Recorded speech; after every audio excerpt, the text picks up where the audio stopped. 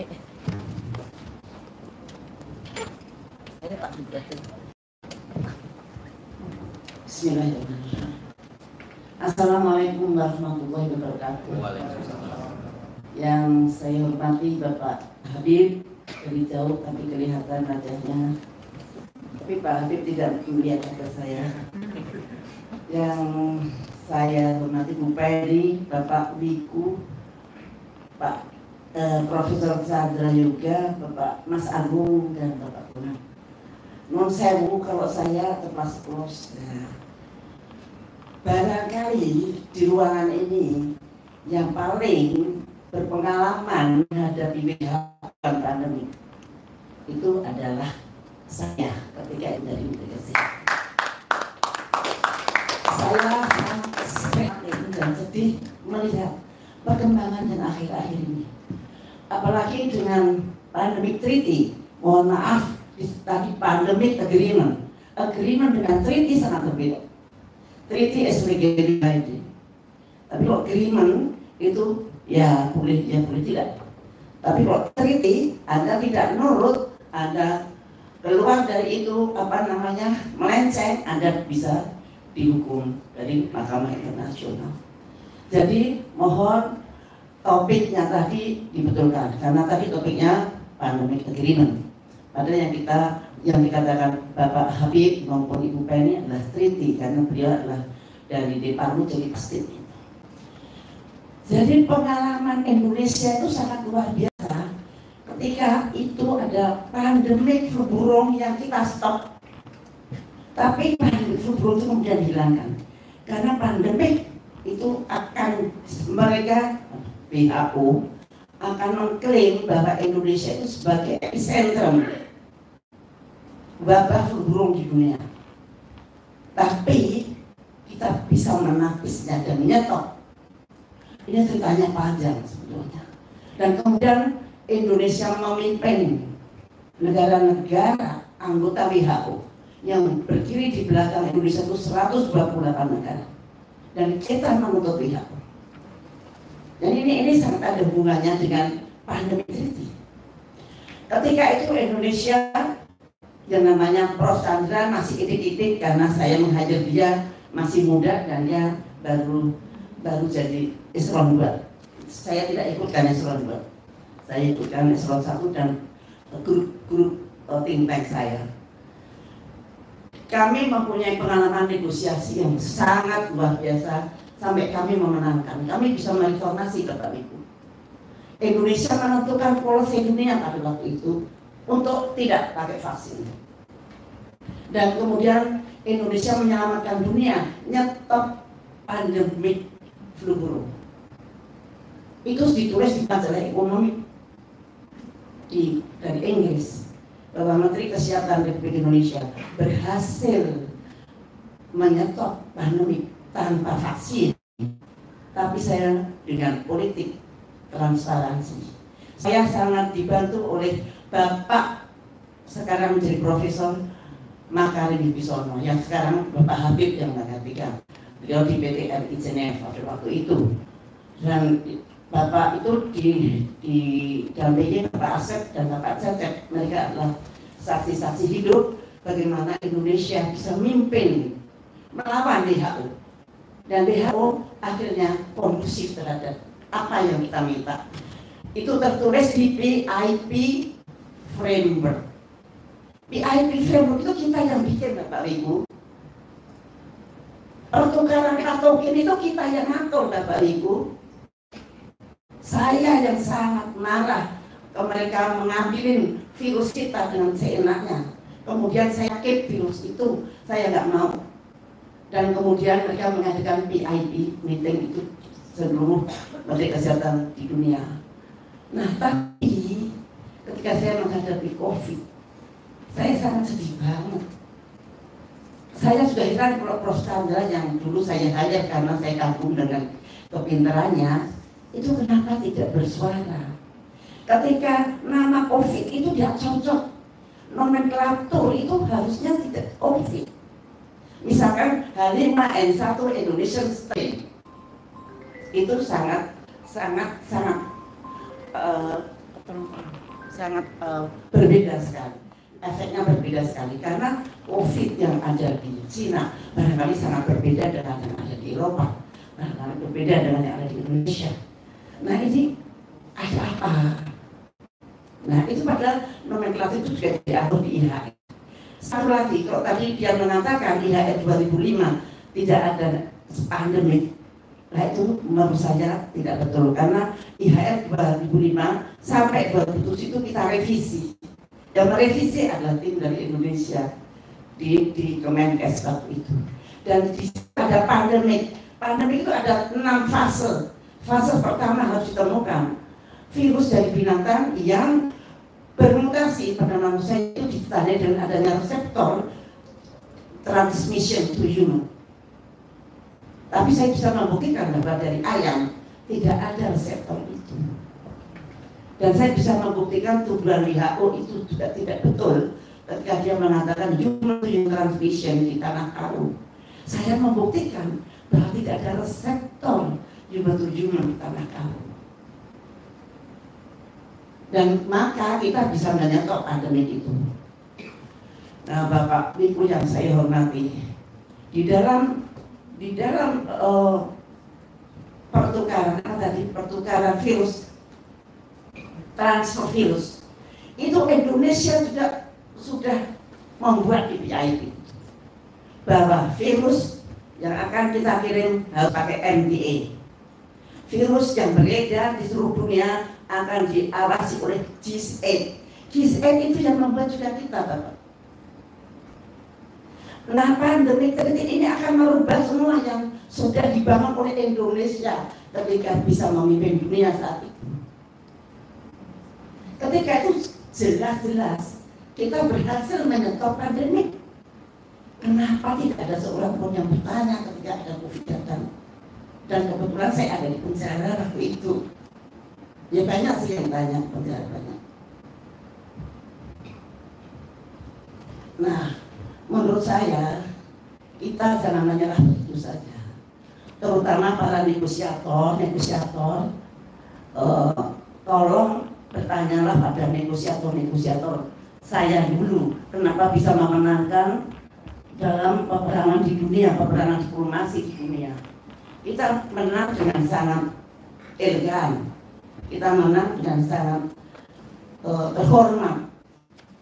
Tapi sampai sekarang pandemi flu burung dihilangkan di situ. Untung ada tulisan-tulisan di masalah ekonomi pada waktu itu, jadi bahwa pernah ada pandemi flu burung. Tapi sekarang dihapus sama sekali, karena memang itu memalukan barangkali, walaupun sebenarnya tidak bermalu. Kami sangat dekat dengan Margaret Chan, dan Margaret Chan juga tidak seperti Tedros sekarang, seperti kayak Dewa gitu. Margaret Chan bisa sangat mengerti dengan apa yang kita minta. Kami dulu punya senjata yang ampuh, yaitu virus flu burung H5N1 Indonesian strain, yang itu paling ganas di antara H5N1 yang lain. Dan ketika kita mengaktif virus itu, maka seluruh dunia ketakutan. Dan kemudian kita membuat satu resolusi, dan resolusi itu diterima walaupun tanda tangannya pada tahun 2011. Bapak-bapak dan ibu-ibu di sini, saya sebetulnya memimpikan Indonesia seperti itu lagi. Tapi saya sangat kecewa ketika ada COVID. Non sewu Pak Ibu. Mungkin Bapak Ibu bukan dokter dalam arti sebenarnya, tapi kalau dokter yang sebagai kami waktu itu mempunyai tim virolog khusus, sehingga kami bisa langsung meneliti. Ketika WHO menuduh kita begini, saya langsung bisa membuktikan di ECMA. Jadi waktu itu kami mempunyai suatu tim yang sangat sulit, yang saya tidak melibatkan birokrat yang ada di Kemenkes itu. Dan yang ada di Kemenkes yang saya libatkan hanya eselon 1. Nah, menurut saya pandemi kritik ini harus kita waspadai. Saya sangat setuju dengan Pak Habib bahwa kepentingan nasional kita tidak boleh dikalahkan oleh peraturan internasional manapun.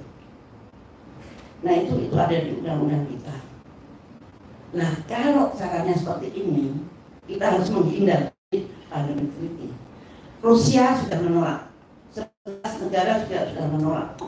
Kita pengalaman COVID itu pengalaman yang sangat pahit, sebetulnya sangat pahit, tapi selalu dikatakan mengacu pada pengalaman COVID, padahal kita menurut saya tertipu dalam banyak hal. Contohnya di dalam COVID, pandemi itu tidak bisa dikatakan di situ karena tidak ditemukannya Pak Profesor Chandra. Mohon maaf loh ya ini pikiran saya. Tapi Ibu Retno sangat tahu, sangat tahu tentang saya. Nah, Pak Chandra, saya tadi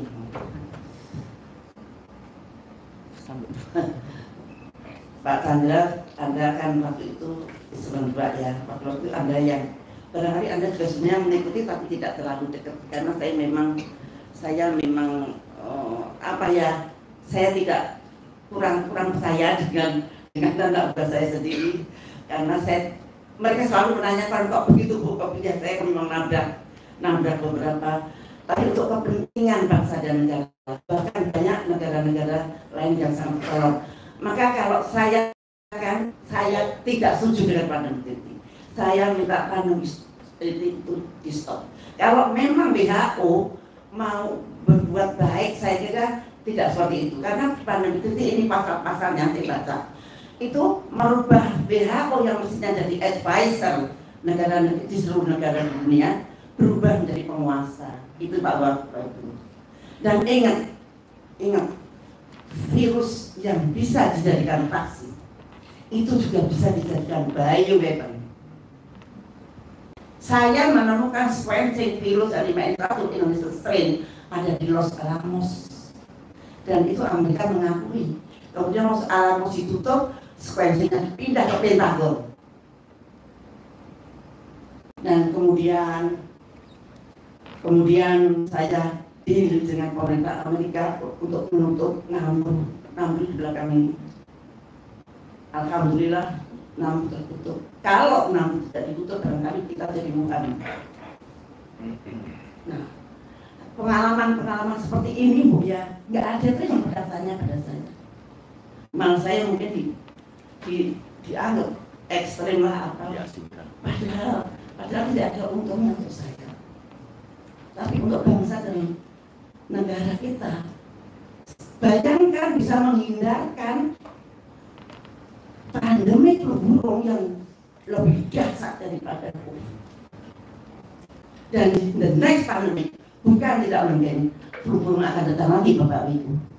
Nah, saya mohon kita bisa berkomunikasi dengan baik. Saya nggak ada kepentingan apa-apa kecuali kemanusiaan. Dan saya mohon Deplu untuk betul-betul menyelami. Dulu Bapak Maka Wibisono sampai Bapak Maka Wibisono itu sangat involved banget gitu. Dan seperti Bapak Habib, mudah-mudahan Bapak Habib, terima kasih, mudah-mudahan Bapak bisa melihat Bapak Maka Wibisono bagaimana kita melawan WHO. Jangan takut, kita punya negara yang besar, negara yang sebetulnya kuat. Tapi kadang-kadang negara kita menjadi kecil karena elit-elit kita selalu minder gitu. Kalau dengan asing minder, janganlah. Kita bisa kok, pernah menang kok kita. Nah, jadi untuk saya sebagai wakil dari Gesuri, saya mempunyai gerakan Sehat untuk Rakyat Indonesia. Ketuanya adalah saya dan sekjen saya adalah Pak Purwardana. Dan kami, statement saya, pendapat saya adalah saya tidak setuju dengan WHO dan tidak setuju dengan IHR. Justru IHR amandemen itu akan ke Public Health Emergency International Concern atau PHEIC. PHEIC itu berbahaya karena tidak bisa dibedakan antara pandemi yang beneran dengan bioterorisme. Padahal kita menghadapi pandemi yang beneran dan bioterorisme sangat berbeda. Nah, ini mohon ini jadi pemikiran. Bapak Ibu, monggo sudah mulai berpikir tentang bioweapon. Virus ke vaksin dan virus ke bioweapon itu jaraknya sama. Itu yang kita harus jaga. Jangan menganggap, jangan merasa bahwa kita itu akan selamat kalau kita ngikut WHO. Yes. Ini pengalaman saya, pengalaman hidup, pengalaman yang betul-betul nyata dan diakui di dunia. Walaupun dilupakan di negara sendiri, tapi nggak apa-apa, asal tahu saja bahwa, dan saya akan tetap bersuara di negara saya seperti apa yang saya bisa. Wassalamualaikum warahmatullahi wabarakatuh. Waalaikumsalam warahmatullahi wabarakatuh. Terima kasih banyak Bu Menteri.